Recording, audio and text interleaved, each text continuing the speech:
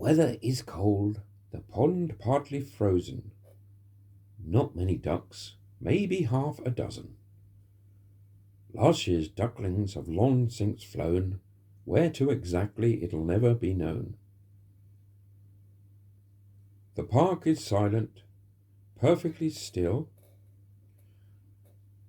but the north winds are coming with a cold that can kill.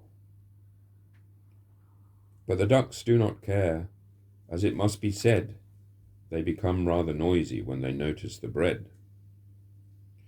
A young mother walks past, holding the hand of her daughter,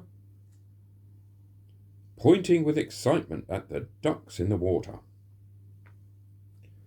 A lunch box is opened, it's time for cream crackers, enjoying their food whilst looking at quackers. It starts to rain. Do we have an umbrella? No, we're out of luck. Oh, never mind, we'll have to get wet and pretend that we're a duck. We look above towards the sky that's turned so very black. The pond has become eerily quiet. The ducks, they do not quack. Something has alarmed them. What's behind the log? A fox, a stoat or weasel, or perhaps a playful dog? Whatever it is, the ducks take flight to the other side of the water, when a man appears with his hound and a lady who is much shorter. With a happy expression they say hello, and whilst their walk resembled a waddle, they quickly informed us that their names were a Mr. and Mrs. Hoddle.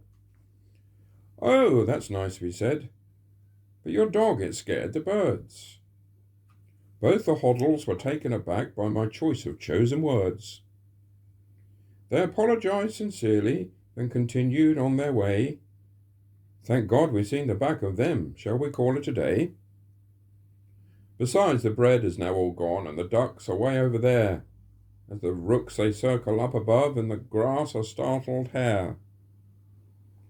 Another bird appears at the pond, a moorhen, I believe, who has come to see if there's any bread that it can perhaps retrieve. Hundreds of fish just below the surface open their mouths up wide, when suddenly we hear approaching voices. Come on, I said, let's hide. Let's get behind the willow, or how about that oak?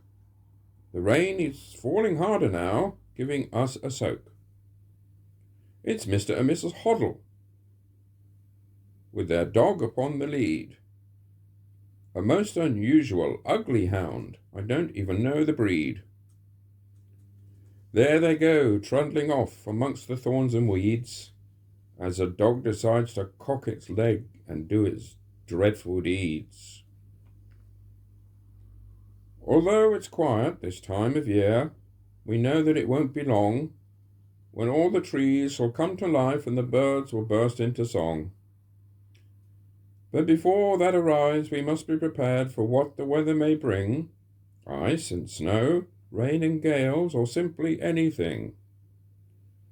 The light is now fading fast. In the trees we hear an owl, for this it is the time of an evening when the predators prowl.